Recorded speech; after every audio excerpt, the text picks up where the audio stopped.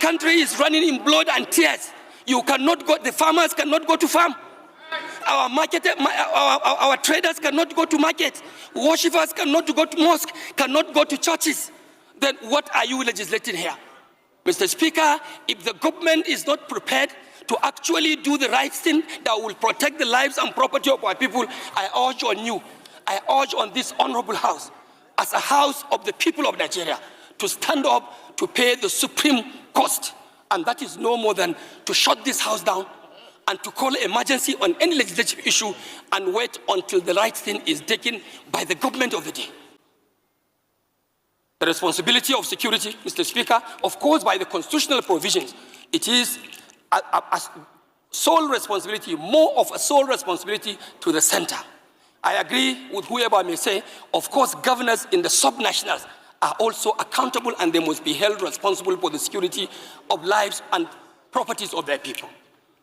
Mr. Speaker, I want to say that in virtually all of our constituencies, given the opportunity, everyone here can rise to tell you the account of what is happening.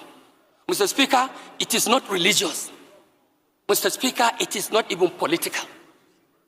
This fight and this menace of insecurity in Nigeria is something that does not have any identification of one's party or one's religion or one's tribe whatsoever.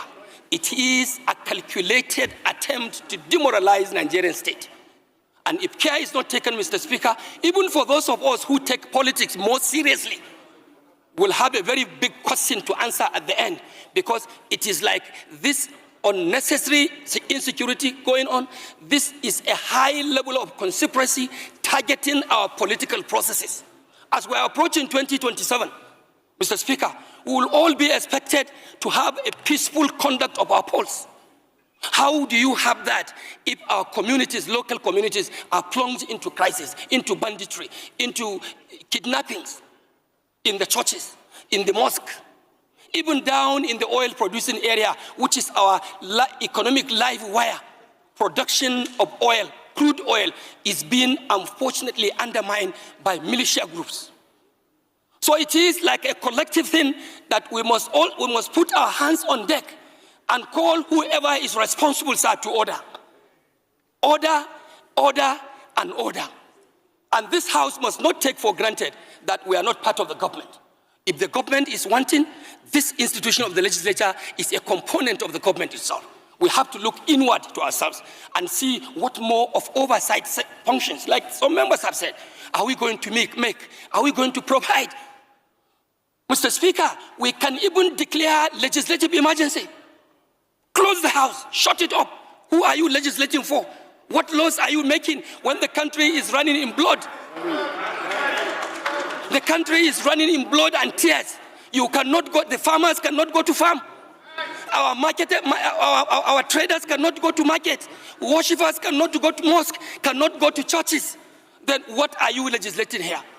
Mr. Speaker, if the government is not prepared to actually do the right thing that will protect the lives and property of our people, I urge on you, I urge on this honorable house, as a house of the people of Nigeria, to stand up to pay the supreme cost. And that is no more than to shut this house down and to call emergency on any legislative issue and wait until the right thing is taken by the government of the day. Mr. Speaker, I also want to believe we are equally responsible. We should also go down to our constituencies and lead civil organizations, like the civil vigilante. Let's go and reorganize our vigilante groups. We take commands and take charges of such civil organizations to see how we can salvage and protect our country, Nigeria. What is happening today, Mr. Speaker, is not just to call for mere security or an average performance of security agencies. What we expect of Nigerian government, no more, no less, my Speaker, is to have absolute security. It's for us to have absolute safety. Mr. Speaker, Nigeria must have absolute protection of the lives and property of our own people. This is my take, Mr. Speaker.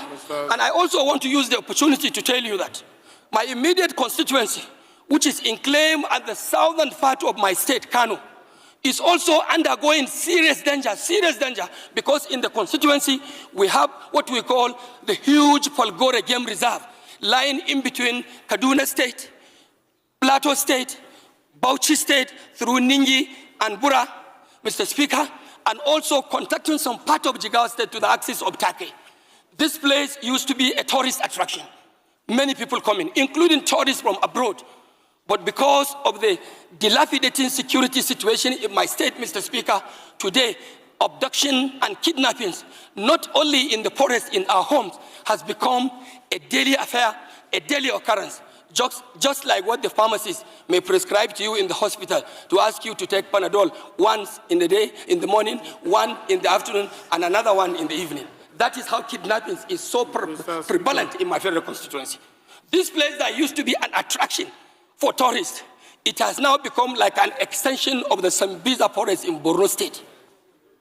So we have to definitely do something. Mr. Speaker, I may not have enough time to continue my submissions, but I want to thank you so much for giving our members this opportunity to speak. And I also want to urge members to continue in the spirit we have started. I have not seen anybody here speaking as a southern member of the House of Reps. I have not seen anyone here speaking as a northern member of the House of Reps. I am the leader of the Northern Caucus, Northern Regional Caucus. I am also not speaking as a member representing the northern part of this country. The security challenges that we are facing is a colossal one, is a collective one that has to do with the Nigerian nation. And we must step up to that expectation and deal with this matter once and for all. Mr. Speaker,